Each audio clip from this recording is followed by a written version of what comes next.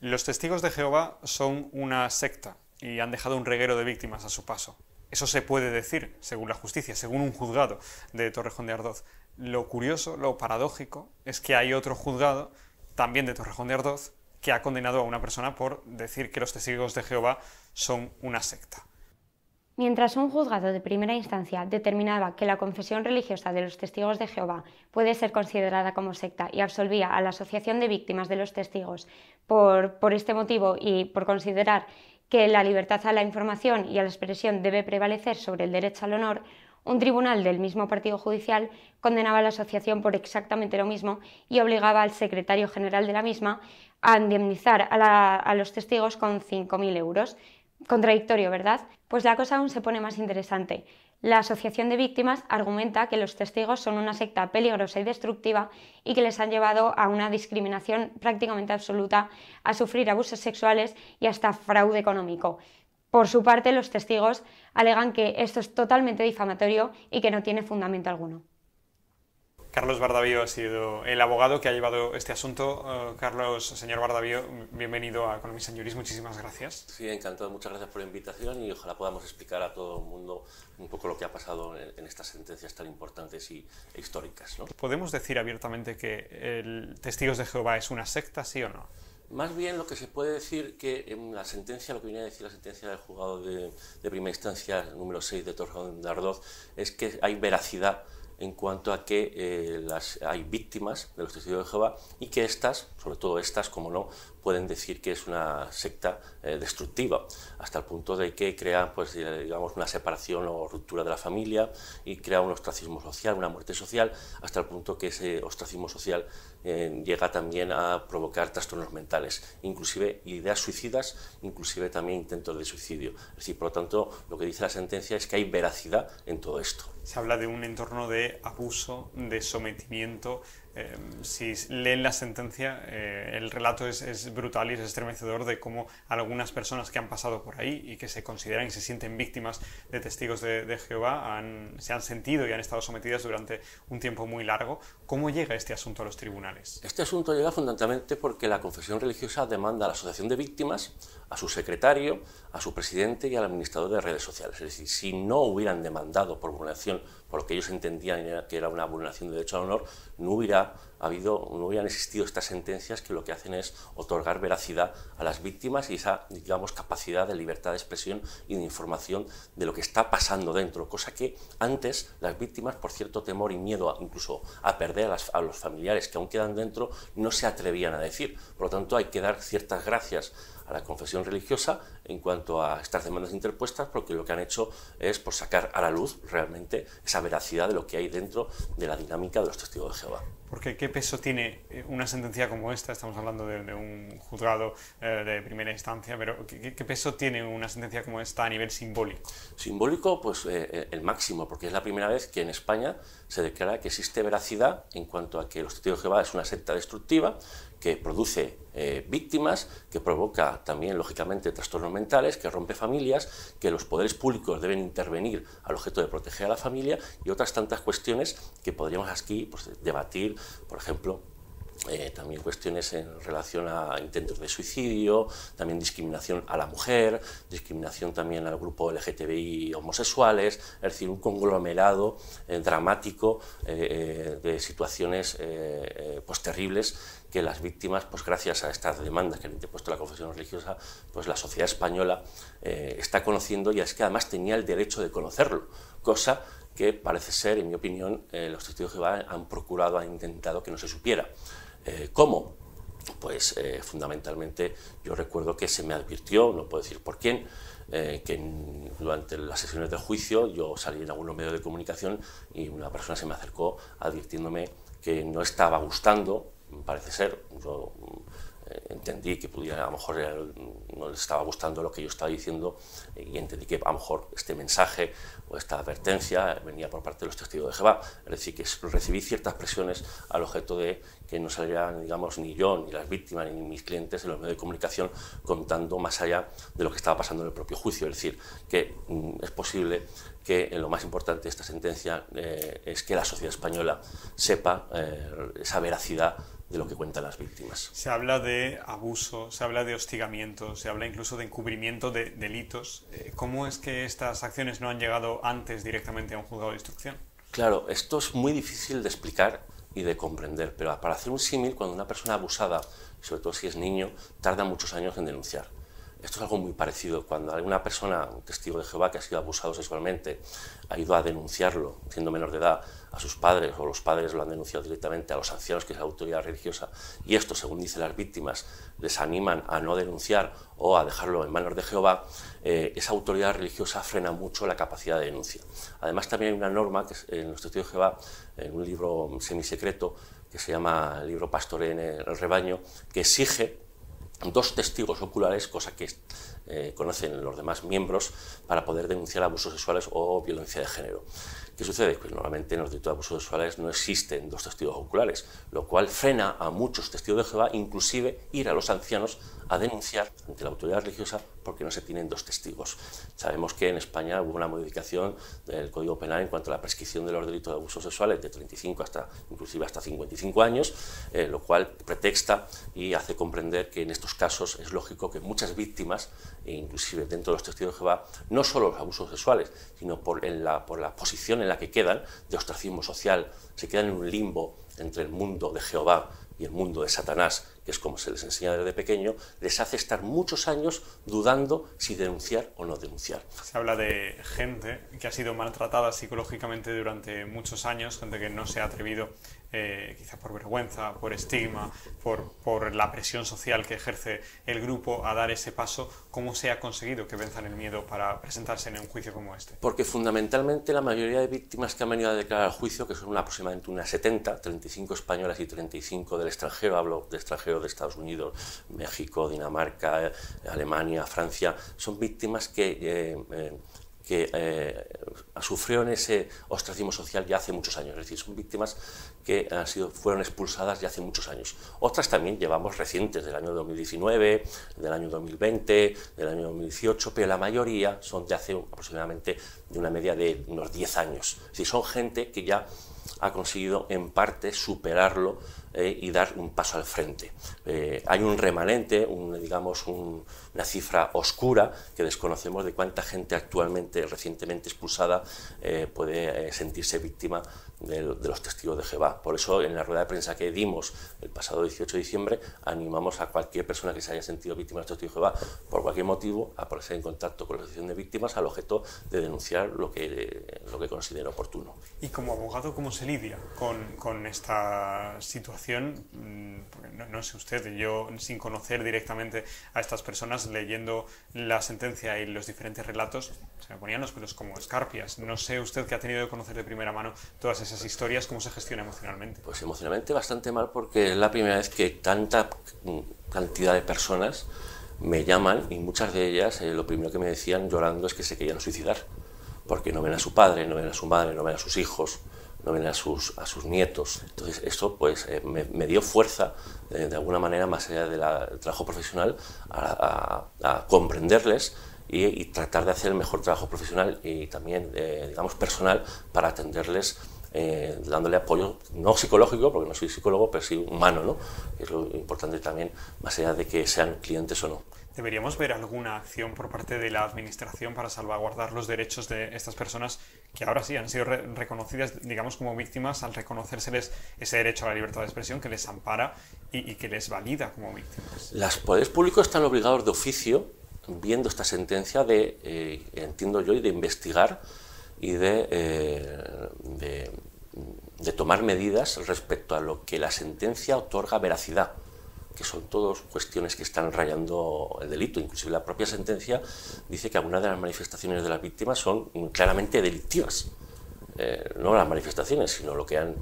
sufrido. Esperemos que el Fiscal General del Estado, el Ministerio de Presidencia y de Justicia y los poderes públicos actúen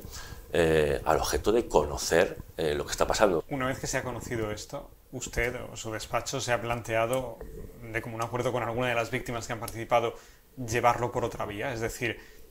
con respecto a conductas concretas, ir ahora por lo penal y que se investiguen determinadas conductas que no hayan prescrito.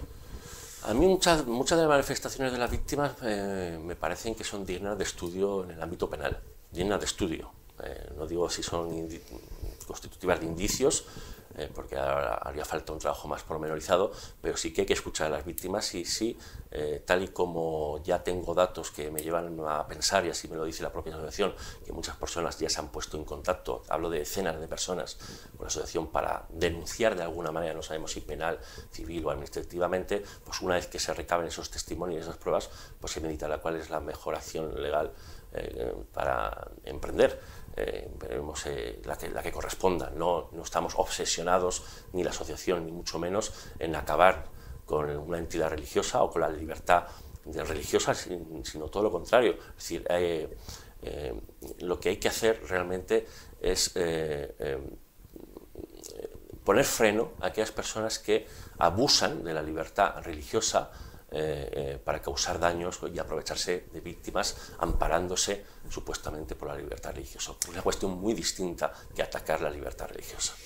Tenemos este pronunciamiento, y lo comentaba Sara en plató hace unos minutos, tenemos otro pronunciamiento de otro juzgado del mismo partido judicial que, aunque comparte en esencia algunos de los fundamentos y el relato y demás, acaba condenando al secretario de esta misma organización de víctimas de los testigos de Jehová a pagar 5.000 euros precisamente por utilizar la palabra secta. Desde fuera a uno esto le resulta chocante. La sentencia contra el secretario de la asociación, Enrique Carmona, es una sentencia que tiene inclusive puntos muy positivos, diría que el 97%, porque los testigos de Jehová pedían 13 cosas y se les concede solamente una. ¿Qué cosas pedían los testigos de Jehová? Que se declarase vulneración de derecho al honor por decir que se encubren a abusadores sexuales, que los testigos de Jehová mienten ante los tribunales, que existe ostracismo social, trastornos psicológicos, ideas suicidas, se rompe familias. En todo eso hemos ganado. Sin embargo, la sentencia, a pesar de decir que existe ostracismo social, es decir, muerte social practicada por orden de los testigos de Jehová, y que esto, lógicamente, dice la sentencia, provoca trastornos mentales, la sentencia llega a la palabra secta y dice, y lógicamente, en mi opinión, y bajo una incongruencia interna en su propio razonamiento, en que no se puede decir que es una secta destructiva. Bueno, nosotros pensamos, y así lo hemos puesto en el recurso de apelación, que si un grupo, como dice el diccionario de la Real Academia de la Lengua Española, ejerce un poder, digamos, carismático, absoluto sobre sus miembros en cuanto a las reglas internas, y que además se separa de otro grupo, como se escindió este mismo de los evangelistas, pues que menos que decir que puede constituir sociológicamente una secta por su propia separación y ese poder sobre sus propios miembros, y dos, destructiva porque el propio juez reconoce que se causan trastornos mentales a través del ostracismo o muerte social. Se ha recurrido esa sentencia, se ha recurrido también la que ustedes han ganado, según nos comunican desde la otra parte, que ha sido invitada, los testigos de Jehová han sido invitados a estar también en este espacio y su abogado defensor, pero han declinado de momento esa invitación a estar aquí en Economía and Juris, como lo está haciendo usted o como lo va a hacer un magistrado en unos minutos. ¿Hasta dónde cree que puede llegar esto? Porque cabe recurso, lógicamente. Pues esto son muchos años. En verdad, cualquier jurista sabe que lleve cierto tiempo en la práctica judicial, que nos vamos a 5, 6, 7 años de procedimientos, porque son 4 casos. Al final los testigos de Jehová pusieron 4 demandas que se ganen o se pierdan, pues una u otra parte la va a recurrir en apelación, llegaremos hasta más altas instancias españolas, evidentemente, si se pierde o pierden ellos, y luego al Tribunal Europeo de Derechos Humanos. Es decir, ahí va a ser el fin de todo esto, y como sabemos, pues el Tribunal Europeo de Derechos Humanos está colapsado y tardará lo que tenga que tardar. Yo creo que esto realmente es un favor que ha hecho la confesión religiosa, puesto que cada vez que recurran, más víctimas van a querer hablar, más pruebas vamos a poder aportar, como estamos haciendo en los recursos de apelación, en ese caso concreto del caso del secretario de la Asociación Española. Porque estábamos hablando de la sentencia que ustedes han ganado, de la sentencia del secretario, pero esta misma semana han recibido ustedes otro fallo. Ayer mismo, día 9 de enero, a las 12 de la mañana, no, 2 de la tarde, me llega la sentencia, una sentencia también histórica y también pionera, que dicta la misma jueza, Raquel Chacón, del juzgado de primera instancia número 6 de Torrejón de Ardoz, la misma jueza que dictó la sentencia a favor de la asociación de víctimas, y que viene esa sentencia a favor, en contra de los testigos de Jehová, declara nuevamente la libertad de expresión y de información, en este caso del administrador de redes sociales, Gabriel Pedrero, en cuanto a que es una secta extremista y destructiva, en cuanto a que se producen víctimas, los mismos argumentos, pero declaran otras víctimas, pero hay unos puntos muy significativos y más contundentes en esta nueva sentencia que se dictó y mejor dicho, se publicó ayer. Y es que hay un vídeo de un antiguo miembro del Cuerpo Ordenante, y cuando digo antiguo miembro del Cuerpo Ordenante me refiero de hasta hace pocos meses, Anthony Morris, en donde enciende una cerilla deseando la muerte a los apóstatas y a cualquier persona que no sea testigo de Jehová. Es decir, es como si fuera un papa, como si el papa saliera deseando la muerte a quien no fuera católico, y que para que mueran en Armagedón, etcétera, etcétera. Pues ese vídeo, según la jueza, constituye indiciariamente un delito de odio. Otros elementos que dice la sentencia de forma novedosa es que los testigos de Jehová, cuando se bautizan, que suele ser en la pubertad, con 14-15 años,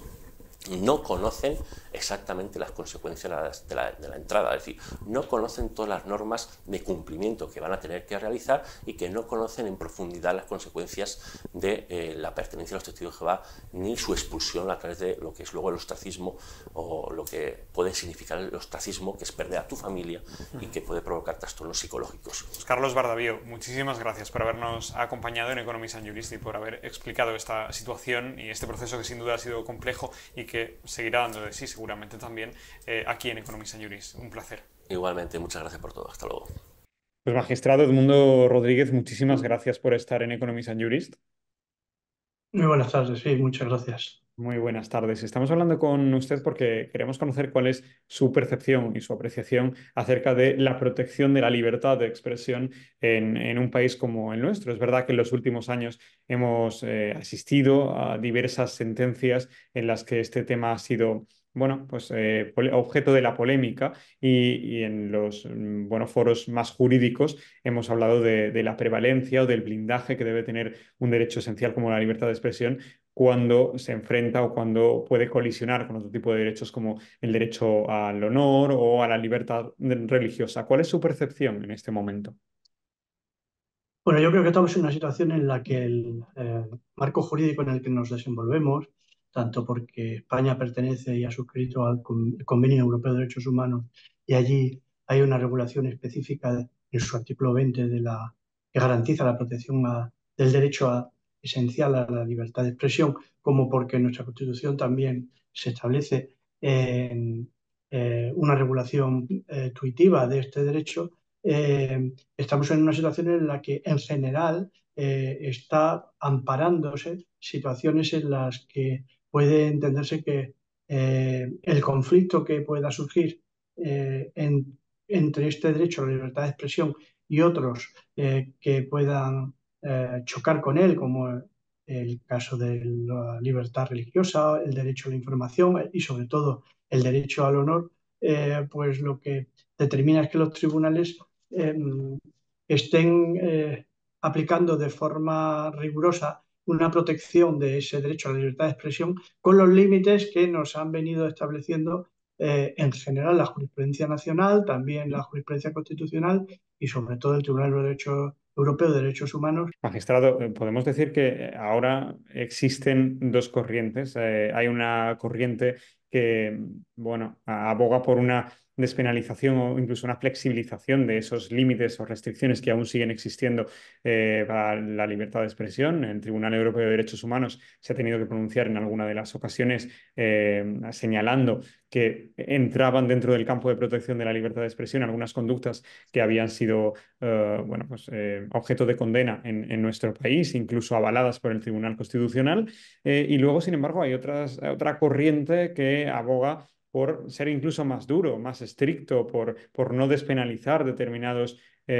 conductas que hoy están dentro del Código Penal. No sé cuál cree que sería la dirección que debemos seguir en este sentido. Bueno, yo lo que creo es que siempre va a haber una relación conflictiva entre el derecho a la libertad de expresión y otros que puedan entrar en conflicto con él. Yo creo que aquí no se trata de penalizar o despenalizar. Los delitos de injurias y calumnias que hay en el Código Penal se van a seguir manteniendo. De lo que se trata es de garantizar que el ejercicio de la libertad de expresión se plantea correctamente, que se respeten los límites correspondientes y que en las situaciones conflictivas, pues cuando toque a los tribunales, resolverán seguramente tratando de garantizar el máximo ejercicio de ese derecho, pero que tampoco se produzcan afectaciones que puedan suponer que el derecho al honor, el derecho a la intimidad, el derecho a la información, pues se vean limitadas. Le quiero preguntar por una cuestión muy concreta, como es la libertad religiosa, pero sí quiero saber qué piensa usted respecto a este conflicto concreto. Bueno, yo creo que en general en esta materia hay que tener dos ideas claras. Primero, la libertad de expresión es un derecho fundamental y por lo tanto, si no se sobrepasan los límites que la jurisprudencia ha venido estableciendo, debe ser preservado. Y en segundo lugar, eso significa que su utilización correcta puede, como decía antes, llevar a sentirse ofendido a determinadas personas. Pero sentirse ofendido por los sentimientos religiosos, como se sienten ofendidos, por ejemplo, los musulmanes cuando alguien quema el Corán, o cuando se pueden sentir ofendidos algunos católicos cuando se habla de lo que ha podido suceder en determinadas prácticas que ahora desde incluso la Iglesia en Roma se están condenando, como tienen que ver con los abusos de algunos sacerdotes, o como en el caso que se está indicando de que se tache de secta a una determinada confesión religiosa. Sentirse ofendido por eso, a diferencia del derecho a la libertad de expresión, no es un derecho. No hay un derecho a sentirse ofendido, sino que, bueno, hay que ser respetuoso con las opiniones de los demás, porque, como digo, no es un derecho el no sentirse afectado o ofendido, pero sí que es un derecho fundamental, garantía del funcionamiento de cualquier sociedad democrática, el derecho a la libertad de expresión.